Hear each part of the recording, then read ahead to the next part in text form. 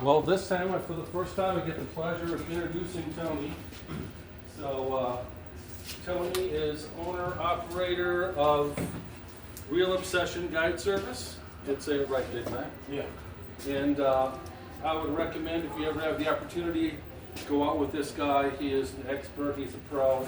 I see his pictures posted all the time. He gets results, he knows what he's doing. So, it's a great season right now. It's going to be a lot of fun. I just mentioned to everybody that I'm taking time off myself to do some fishing. So, if I'm taking time off to go fishing, you know it's good. So, without any further ado, take it away. Okay. So today we're primarily talking about Lower Columbia River summer steelhead, but occasionally, like this year and like last year, the springer's season will be extended and it will mix in with your summer steelhead season. So I think as of mid-May is when summer steelhead starts. You're allowed 2 per person typically in the lower river. This is below Longview. And then right around June 15th, it switches to 1 steelhead per person all the way to the end of July. But usually what happens by June 15th is they tell you, if you got to check the online rule changes, the 24-hour rule changes, they'll tell you that the sockeye numbers are doing great, so you're allowed 1 sockeye and 1 steelhead. Or, hey, the spring kings are doing well, so we're extending it, and you're allowed 1 adult king and 1 steelhead. So, but for your best bet, you should just assume that mid-May through mid-June is probably the best time to have 12 fish in the boat, 6 of each kind. It's achievable. It's a good goal. But then from mid-June on, it's a bonus if they extend any of the seasons. One of the worst things that can happen is you can be having an amazing June and July for summer steelhead, but because the sockeye numbers aren't what they want, they'll shut it down to steelhead because they don't want you incidentally catching and releasing sockeye and them potentially dying. So that we hate that the most when we're absolutely getting limits of steelhead and then they shut it down for the sockeye. But usually, within a couple of weeks, they get a burst of 50 to 75,000, and it opens right back up, and you're right back to it. But the number one thing for the lower river is tide. You have to have outgoing tide. Now, can you catch some other ways on incoming tide and bottom of low and top end of high? Yes. You can bobber fish for them off of the rocks in Cathlamet, or between Willow Grove and County Line Park. There's rock walls along the highway, incoming tides, you can bobber fish with coon shrimp, and there's, that's pretty straightforward and easy to do. But generally, if you're wanting limits of fish and you want multiple species, you're better off sitting on anchor on what's called a lane. And a lane is an area next to the bank that you found produces fish. So the only way to find one, you can follow people around or you can go out there and see where they're on the lane.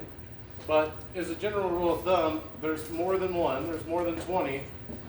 And Fish and Game would tell you that 90% of the summer steelhead return, even if they're going above Bonneville, hug the Washington side below Longview. It's the opposite for springers. The majority of spring kings hug the Oregon side below Longview. After Longview, it's kind of a crapshoot. They'll spread out, and it gets a little tougher and a little case-by-case scenario as to where you're fishing from Longview all the way up to Bonneville. But if you want a predominantly steelhead with the occasional springer mixed in, and especially jacks, because jacks are a bonus. If it says limit 6, but you're only allowed 2 adults, well, the other 4 are non-adults. Those are jacks.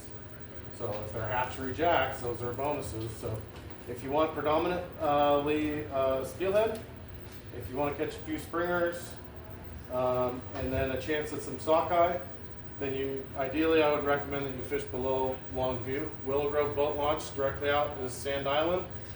You can fish 20 feet out from the bank from Sand Island. I just drew this basic drawing, but if this is the riverbank, your boat for steelhead, you should be maximum 40 feet away from the bank. You do not want to be far. It's not like wobbler fishing in the fall where you want to be out in deep water. The outgoing tide, which is what you want, ideally when you launch your boat, it is almost the peak of high tide. You want to check your tide chart, and ideally that is an hour before sunrise.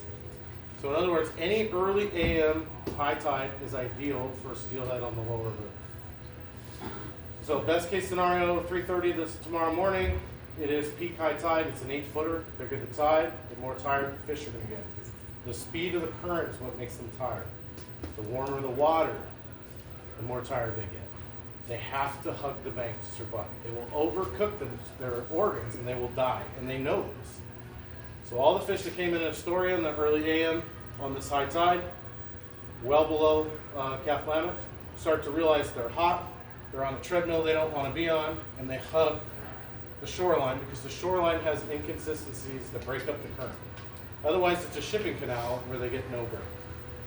Well, there you are. There's your spread. You're blocking their lane. And if you'll notice, ideally, you notice how all the ends of the fishing line are all in a row. That's where line counters come into play. So as you're fishing with your family and you're casting these out behind the boat, ideally it's a short cast, 30 or 40 feet. Let it sink to the bottom, put it in the rod holder. Ideally, your rod holders are spaced out so that your offerings are spaced out. But you want to really try to keep everything about the same distance so you have an equal wall.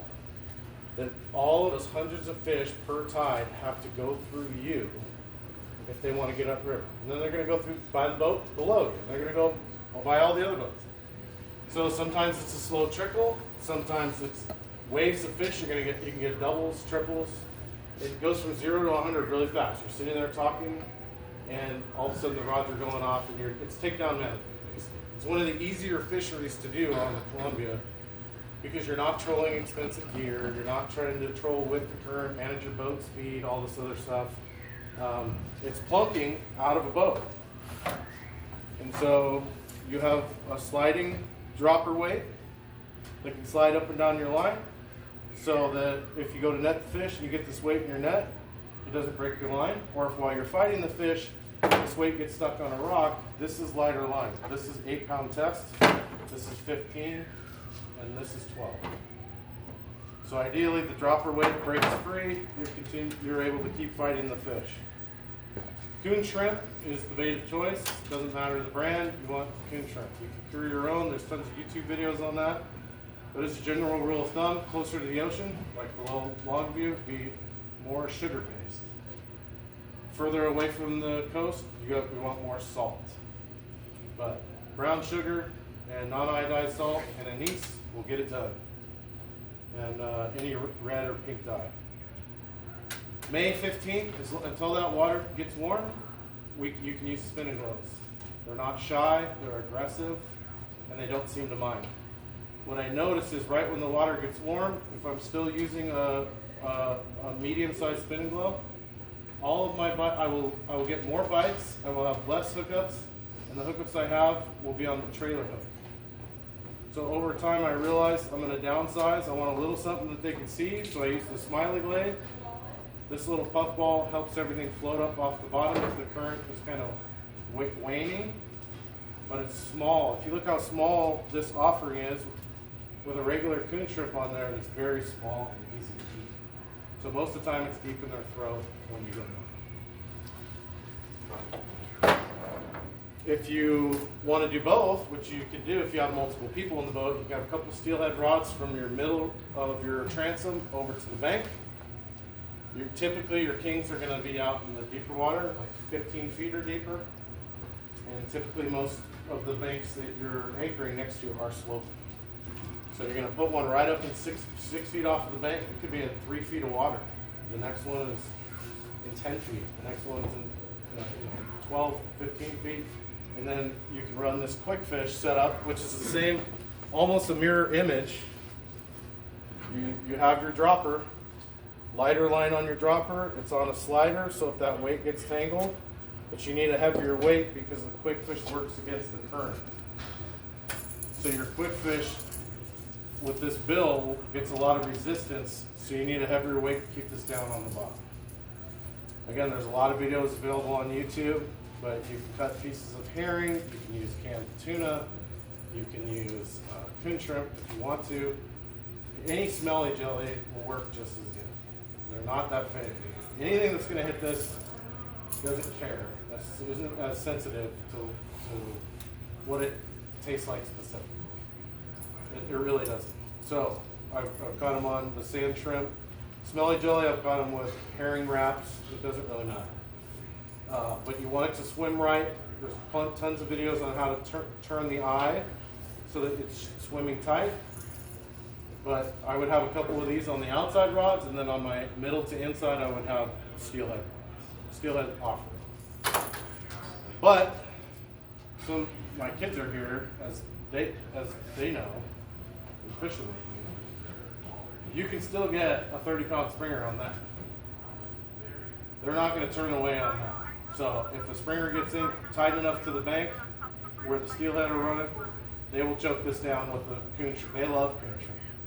So don't think just because you're downsizing that I wouldn't specifically only use this on 6 rods for springers, but I've caught plenty of springers on it. And sockeye, of course, this is like candy to them.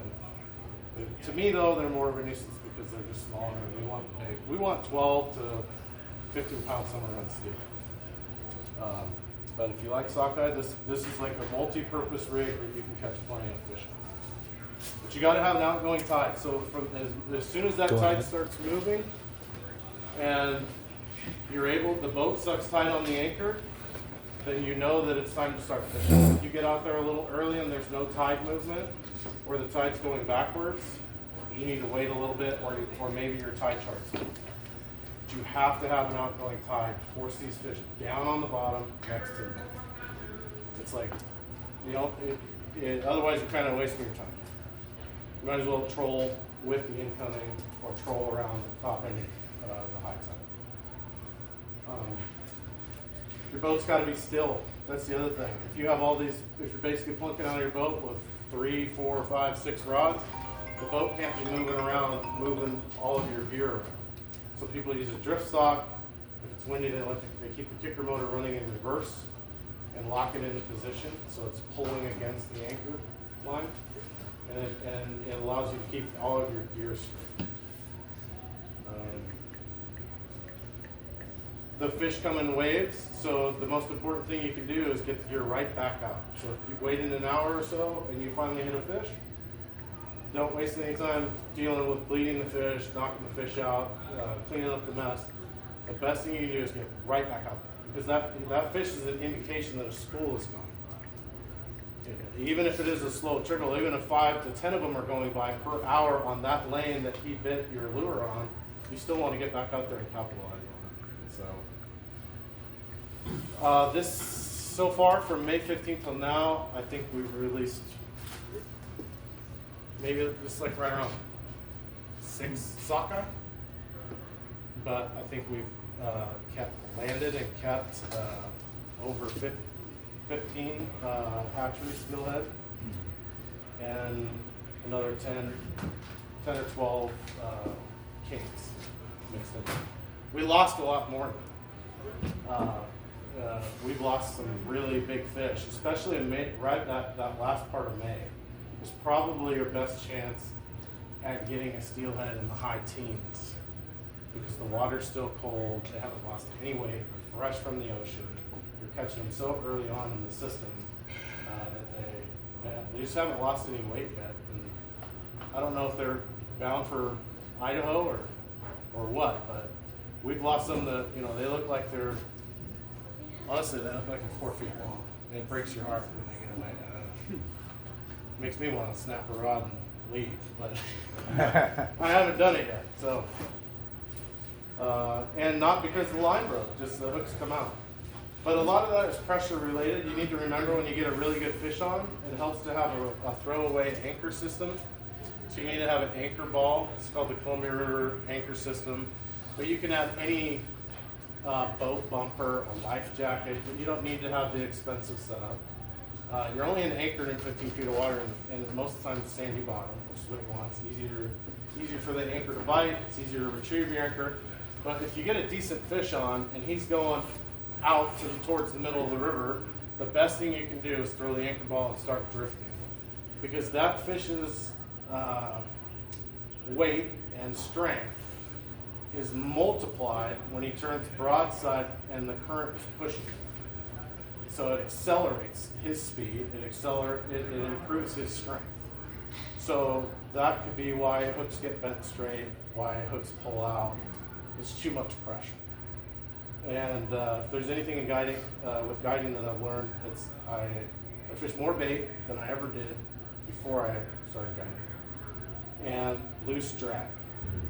Basically, when I grab the line in front of the reel, if I can, with just 2 fingers, I tighten it down as much as I can till I can't pull it with my 2 fingers. If I feel like I have to grab it to pull it, it's too tight. Well, if you go off of that, you'll notice how light that is. That is very light. It's almost impossible to straighten out a hook or pull it out of a fish. You'll land so many more fish doing that. It's harder to do if you're pulling from shore. Guys tend to run a tighter drag, a larger setup. But when you're fishing out of a boat and you're able to move with them, you can run much looser drag. Even on the quick fish, looser drag. He's not going to get away if he slams that. 9 times out of 10, they don't get away when they get a mouthful of trouble hooks. So, but yeah, be willing to throw the anchor away and go with the fish, and then make sure to get right back out there. But I looked around at Sportsman's here today. I just grabbed like the first one I saw. This is a 9-foot. This is more for drifting, but it's the action. You want a medium light action for steelhead, and 9 times out of 10 steelhead bites are a slap. So it's not like a wobbler bite for fall kings where it's going to slam down and stay down. Typically, 99 times out of 100, the steelhead will just be that. And if you think about your line going down into the water, in the current, when they give it a couple of tugs, they don't want to lose position and fall back. So as soon as he grabs it and he's biting on it, he's maintaining his position, so he's not going away. So the instruction that we always give clients is, if you see any bite, anything at any time while we're steelhead fishing on a Columbia, it's 5 full revolutions with the reel, fast. So as soon as they see it, they have come up to the rod holder and go 1, 2, 3, 4, 5.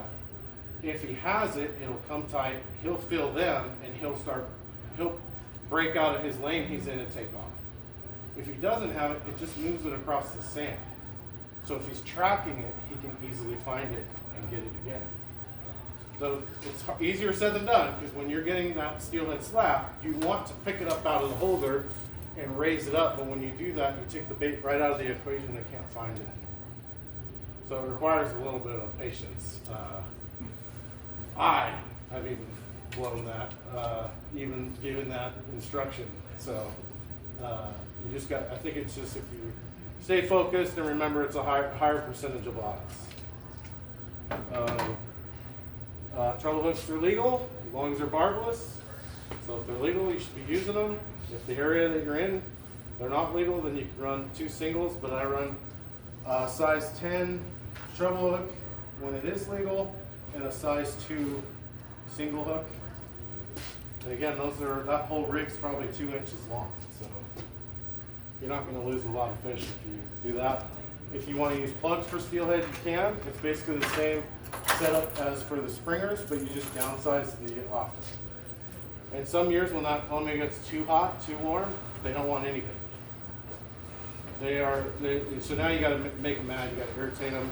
So lures tend to be the way to go. This year it seems like we have moderate temperatures.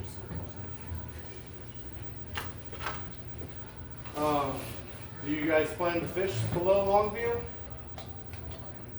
Yep. Yeah. So some good areas below Longview on the Washita side, again, are right out across from Willow Grove and in front of Sand Island. As you power up river and go from the bottom end and start going around Sand Island, you're gonna see an old clunking shed. Really big one. It's been there forever. People have used it, burned it down, rebuilt it. Why did they put all that effort in to that clunking shed? Must be fish. Must be a good fishy spot. Well, if nobody's there, you should anchor about 20 feet out in front of it. But really anywhere along Sand Island will do, because it's the same lane whether you're in front of that clunking shed or not. Below Willow Grove is County Line Park. There is a stretch of beach upriver of County Line Park on the western side, and then it turns to a rock wall. I've never seen anybody fishing from the bank off of the end of that. So that means although the beach is covered with plunking people fishing from the beach, if you anchor at the end of the rock wall, you're not at risk of tangling with the downstream plunkers. They're not at risk, they won't be offended. Same thing with County Line Park itself, the RV park. If you anchor upstream of their property or downstream, it's a really good spot. And really, I prefer to fish over there and not go any lower until June 10th, June 15th. I'll fish basically the flats out in front of County Line Park. But there's plenty of spots below that on the Washington side. It gets a little rockier. But yeah, essentially straight across from Clatskanie, which is considered Eagle Cliff, all the way down to Calflana. Okay? 20, 30 feet off the beach, max. You want to stay tight and you want to keep your bait fresh. And how often do we check the bait? Every 30 minutes. Oh, yes, every 30 minutes. Why do we check the bait every 30 minutes? Because they might take the bait already. Might take the bait already, or Has something on it. it could have weeds or something stuck on it. Either one is going to make it so you don't catch fish. So you're keeping your bait fresh. You're making sure there's no moss or algae on it. You can't just throw it out there and leave it out there for hours. You got to check it. The lower river does have starry-eyed flounder, which are very small, and you will notice them pecking at it. I pretty much let it ride for a little while, and then I'll take it away from them and check it. I think they bring attention to it. I've noticed that with free drifting salmon eggs too. You'll feel a lot of smaller bites, but if you just ignore it, eventually them feeding on your eggs while it goes down the river makes the bigger fish want to see what's going on and take it away from it. So you can't react to absolutely everything, but again, by reeling first and not picking up the rod, it's more likely that they can track it down. You guys have any questions? So you don't pick that rod up after you reel it 5 times until Unless it it's really loaded. goes, until it's loaded? It's got to be loaded. I got to hear the drag. It's got to be laying down flat. I got all my rod holders adjusted up. So if I reel 5 times and it bends all the way down and it's going like that, and I can now we'll say take them. But if it's not doing that, I'll reel 5 times, wait, reel 5 times, wait. We'll be real patient. And you know what? What's weird is they'll come back.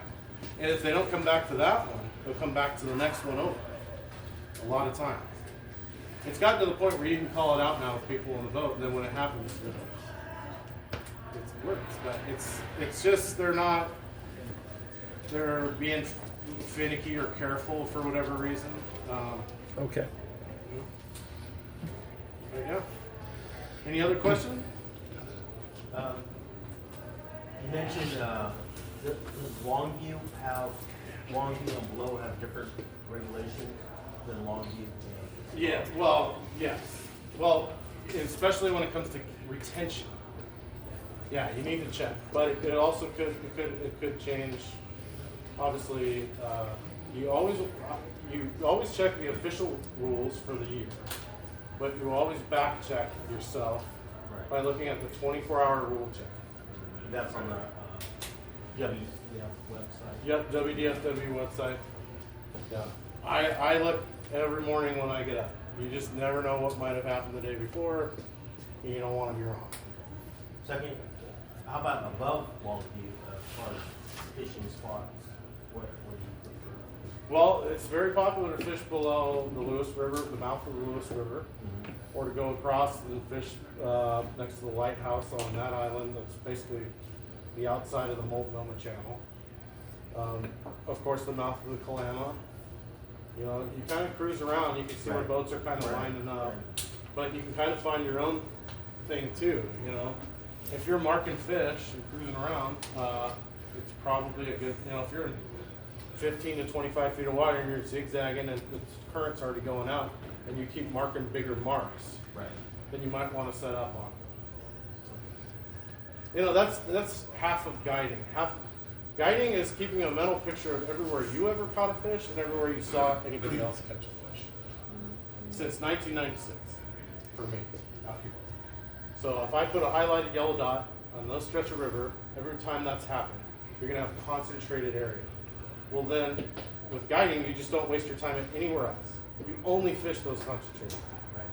So it's the same thing for you guys too. It's like the more you go and the more success you have, the more success you see others have, and then you kind of position yourself within those hotter areas. I don't want your spots. I just, Yeah. I just want to, just a general idea. Yeah, well, with summer steelhead, again, it's they all have to hug the bank. Right. On the outgoing side, they absolutely have to. So from Ridgefield all the way down to Cathlamet, you're going to see boats lined up. Those that want springers will be on the Oregon side. Those that want steelhead will be on the Washington side. Thanks. What's your favorite depth right now to fish in? Oh, well, I'm not fishing deeper than 20 feet of water. Okay, so under 20. What's as shallow as you typically will anchor your boat up? Well, right now 4 feet's breaking my heart. 4 feet. Wow. We've lost some monsters, over 4 different steelhead in the last 2 weeks that were absolute. I might have brought them here. Let's put it that way. If they got in the boat, I might have brought them over here. They were that big. Wow. Yeah, and it happens. My wife's personal best, I think, was 21 pounds. I think her second personal best, she always gets the bigger one, was like 17 pounds. We got pictures of those on my Facebook page. But it happens, you know. I have a client that he got a 29-pound springer on the steelhead setup last year when they kept extending it. And that was like in 15 feet of water on the Washington side. But yeah, I'm super shallow. And it really is meat and potatoes fishing. It's not like the trolling game. And you don't have to be good at making your own bait. Any of the local coon shrimp, rays or Washington coon shrimp, they all work. We're all using the small jars of rays before Washington coon shrimp came along, but Washington coon shrimp just makes a larger quantity. We buy 50-pound bricks of coon shrimp and make them ourselves, but it's the same stuff. It's just brown sugar, non-iodized salt, and yeast and dye. And then you can add additional shrimp oil or tuna oil or whatever you want. What kind of salt? Non-iodized. Oh, no, a lot of that's what you Yeah. But yeah, super shallow. But off Sand Island, it drops off a little faster there, so you know it's okay if your outside rod you think is in 30, but your inside rod is sitting in 15 to 12, then it's not the end of the world. I guess the most important thing is safety. Probably should have mentioned that first.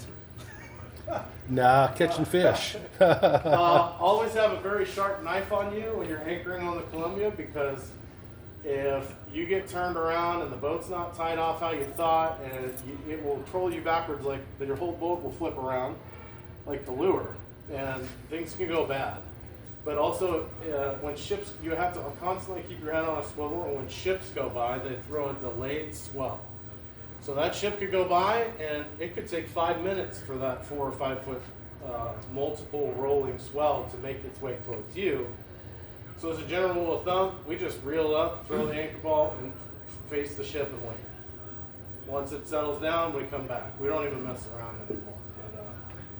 But, you would not want to be anchored in 15 feet of water and take multiple rolling swells that were 4 to 5 feet when you're that close to the bank, because the first 2 are going to put you on the bank, and they could possibly flip you over. But I don't want to discourage anybody. It is very safe to go out to Sand Island and anchor up. Guys do it all the time.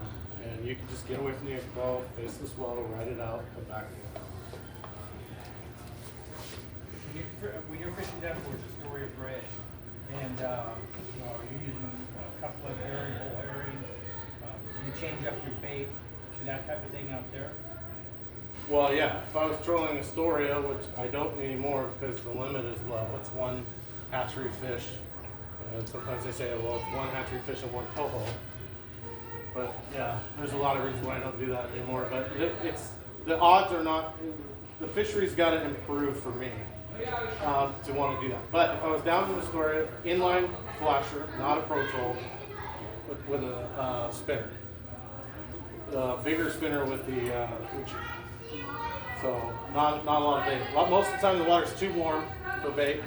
So if the ocean conditions and the weather conditions are right, yeah, you can get further out where the cooler ocean water is. Now you can start using bait. But half of the month you can't get out there because of the weather. And half of those days, it's an incoming. So half of the half.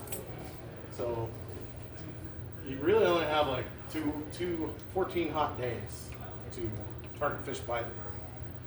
And so you really need that more time. This same steelhead rig will work for steelhead in the winter. This is basically a plunking setup. And on the Cowlitz River, one of the nice things is you're allowed a 2-pole endorsement. So if you have a boat, you can launch, at the dog park by Home Depot there in Longview. You can launch in Castle Rock. You can go up to Olapaw Creek boat launch. But now if 2 guys go out, that's 4 rods. And you're doing the same exact thing in the winter. The river that is normally 3,000 to 6,000 cubic feet per second in the winter is now 8 to 12,000 CFS. So again, heavy current, but it's cold water. It's going to push the winter steelhead right next to the bank in the lower Cowlitz. So you want to be anchored up 10 feet off the bank, let's say in Castle Rock, and you want to put out your wall of bait, spinning glows generally, same setup. You have to check your, every year, you got to make sure the regs stay the same on what your hook should be. They're always barbless, but coon shrimp in a spinning globe, coon shrimp in a smiley blade, or a maglip 3.0. Are you taking say if you run in a spinning globe with coon shrimp on it, are you sliding the maglip down also? No, Or are you just going with one? yeah, one or the other. But yes, you could do that. Yeah, I'm familiar with that. Easier for plunkers to do that. Yeah. Yeah. So if you're allowed 3 hooks, and you have one single hook on your maglip 3.0, and then you have 2 hooks on your spinning globe or your coon shrimp, you can cast that out, put it in your rod holder, take your plug on a leader with a snap, and your rod's in a holder on the beach, snap it on your line, walk down, throw it out, and then kind of work it back. And so now you have a plug and a spinning globe with coon shrimp on each rod. A little harder to do that straight out behind the boat. It's more of a side presentation. But planer boards work really good with plugs on the lower Cowlitz for winter steelhead. So, but a lot of times when the season is just getting going in the winter, rather than side drifting with the crowds, you got 50, 60 boats that are side drifting in the upper Cowlitz, and maybe the total fish count for the day is 10, and thousands of dollars spent in fuel and gear. You can sit on anchor in the lower Cowlitz and never see another boat all day, and you can get 6 to 8, 12 steelhead on anchor while it's spinning. So it's a really good productive fishery that most people that live in Cowlitz County or Lewis County should be doing, if not from a boat, at least from a bank. Do you troll for fall Chinook? No, not anymore. I used to. Now I only hover fish for fall. Bait. With that, or No, for hover fishing, it's just a 2-ounce ball weight, a 2-foot leader with a single hook and some eggs. Drop it down the bottom, come up 2 cranks, wait for the bite. You fish where there's concentrations of kings, and you just hold the eggs right in their face. okay. Trolling is great. Incoming tide in Longview, right across from Rainier. All along those pilings out there on an incoming. As soon as the tide kicks on, then you got to suck towards the bank and troll a little slower or troll downhill. Okay. Let's Troll say downriver? downriver When you said downhill. with the current. Okay, So when you turn and you troll with, that's considered trolling down. okay. Higher percentage of bites trolling downhill than uphill. I don't know why. I don't know if it's the flasher coming up on them from behind that maybe turns them away, versus coming at them. They can see it coming, so they're not as scared of it. I don't know what it is, but you catch more going downhill than you do. Do you use the 360 or the triangle? 36 in the 360 fall. In the fall. Yep. But if you want to anchor fish for fall fishing out in front of Rainier or Willow Grove, it's usually a whopper. So I got 25 big spoons. Okay. So it's the same principle for the early fall fish, that late August, beginning of September. But now you got to step up your gear because the water is lower, so it's flowing faster. So you're going to use an 8 to 10 ounce ball weight to a 3-foot dropper to a 5-foot leader to your wobbler, and the current's going to make your wobbler wobble back and forth. But same thing, if you're but you want to be in 30 to 50 feet of water for wobbler fishing, at the mouth of the Cowlitz or out in front of Sand Island. But if you're moving around and you're seeing marks on the bottom, those big kings that are headed up the river will stand out on that sandy bottom, and then you can drop anchor and put the wobblers in. Okay. Have you tried the hover fishing in the lower river, or it just doesn't work in the lower river? It works in the lower Cowlitz River. It works above the mouth of the Tougaloo. But as far as the Columbia River, the hover fishing doesn't seem to work in the lower Columbia? No, Okay. there's not enough slow area. It works, yeah. It works in the meat hole of Lewis. Mm-hmm. You gotta have a slow hole that's 20 or more feet deep, and walking pace current or slower. Almost none. Lake Scanawan, not a lot of people fish there. It's basically the upper arm of the Cowlitz on the upstream side of Rife Lake. It's almost like a happy medium between eastern and western Washington. I think that's why nobody's out there. But if you watch the Barrier Dam fish count, what they do with the fish every week, when you start seeing the Barrier Dam get their fish quota on the Cowlitz, they start trucking the springers up and dumping them into the upper arm of the Cowlitz at Lake Scanawan. So you can go up there and hover fish, bobber fish, salmon eggs in almost a lake-like setting. Very safe.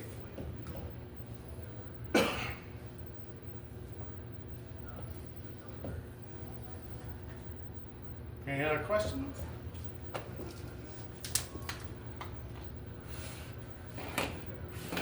So, like a number 4 or 6 spin goes too big for that. Yeah, you gotta be small. Gotta be small. Yeah. Yeah. I know a lot of guys that only use the big ones. They'll spray them with WD-40, which is not allowed. They will. And they'll cast them out and with no bait. That was kind of the old school way of doing it. You know? But it seems like smaller presentations, they're not afraid of it. They don't think it's going to hurt them. They can just inhale it. You know, if you wanted if you use a larger spinning glow, then it's more about making them angry. It looks like more of a challenge. But if it's very small, it's easy for them to inhale, and that's what you want. You want them to just inhale it. What's So- their spinning glow is that? I don't have spin glows on here. I have a Smiley blade. Oh, a smiley blade. Yeah. Is that the kokanee size one? Yep. Yep, and they have some here from Max Sportsman's does. But if I was going to use a spinning glow, it would be a medium size, which Sportsman has. Yeah, and it seems like chartreuse, anything chrome and yellow, chrome and gold, gold and green. I don't know why. Orange and black is really good for lower Cowlitz. Like about an 8 or something like that? What color do you like on your smiley blades? Oh, well, I am colorblind.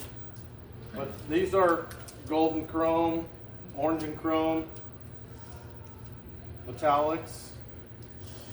Just a faint, something shiny that's small, so they can see that coon shrimp. Yeah, keep everything pretty small. And you guys, you use a 12-pound leader, right? I do, yeah. Which is risky. It's Okay. risky. Uh-huh. It's risky. I wouldn't do that if you're not going to get off anchor. You got to get off anchor almost every time. Yeah, you got to throw the anchor. As soon as you hook up, throw the anchor, everybody reels up, you're drifting to catch it. Right? But if you're going to stay on anchor, I would go like 15, 20 for steelhead. Are they line shy? You wouldn't think so. I mean, I wouldn't say they're line shy, but I don't know. It's just Use a superstition. Yeah. fluorocarbon line? Yeah, I do use the fluorocarbon.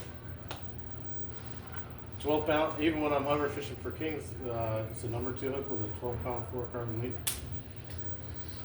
And then everybody gets mad because you're tying up the whole fight. Like, I only got 12 pounds. They're like, well, yeah, you put that on there. You made the decision to fish with 12 pounds. Now we all have to suffer because you went with 12 pound, guy. They'll get over it. Yeah.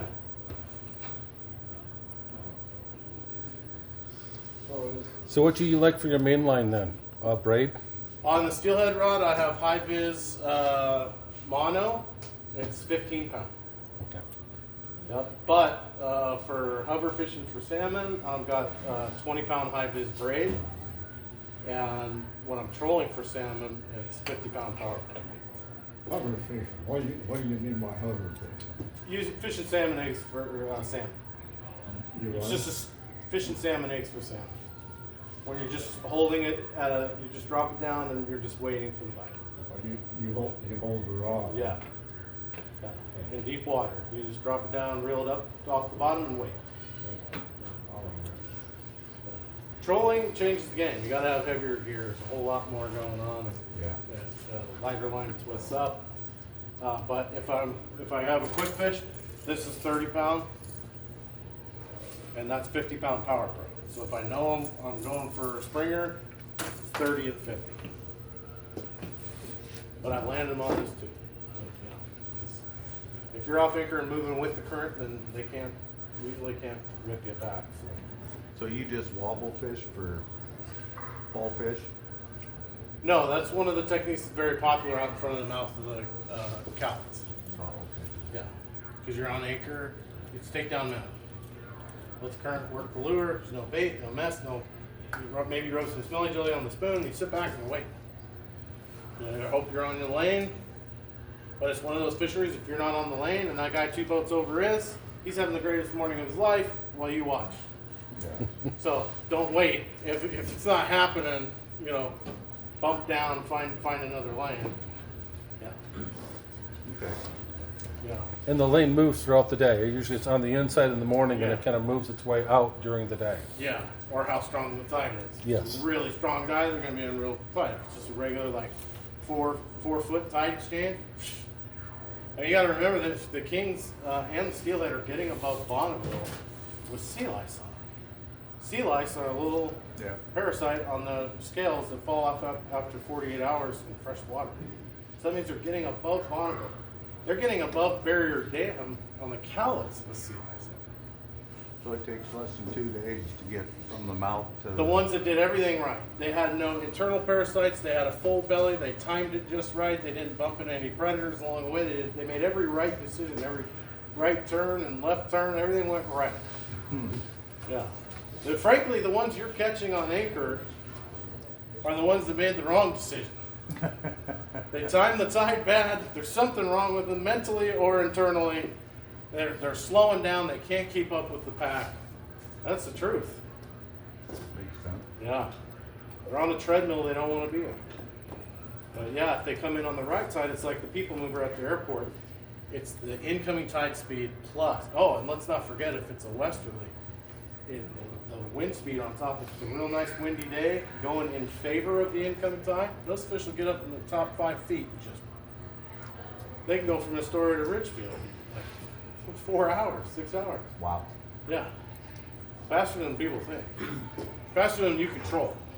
There's no, you couldn't troll for those fish and distract them. They are so motivated and focused and doing everything right that they're not interested. You're interested in the ones that are slowed down, you know, they're milling around. Yeah. Now, when you have an incoming tide, do those fish move out into the channel? No, so if there's current, it's forcing them to stay down and move up. Just go into the current. Yeah. If the tide is incoming, the current is lighter, now they can rise up, they can go any direction they want, freely, easy, effortless. Yeah. Yeah, it's just the difference between you being able to walk around in the small versus walking on a treadmill. It's the same thing. Freely versus you can only do this at this speed. You can only, it just narrows down your choices and your freedom of movement. It makes you more predictable. You guys fish Rife Lake at all? For landlocked salmon? That pit finally picked up. This winter was really slow, but it really picked up. It is really good right now, yes. Any other questions? If we booked with you, where do we meet you? Well, it depends on the time of the year. Like right now? Right now, Willow Grove. Yeah. Yeah, and if you go on our Facebook page, we have lots of photos on there. It's an early morning launch. You're allowed to start fishing 1 hour before official sunrise. And you want to get out there and be ready. So you got to, you know, the closer we get to July, all of a sudden we start launching at 3 a.m. But you're off the water by 9 a.m. usually. So you're back. That's early. Yeah. Might as well not go to bed then. Yeah. Yeah. Any other questions? So we are giving away a fishing trip. There's one gentleman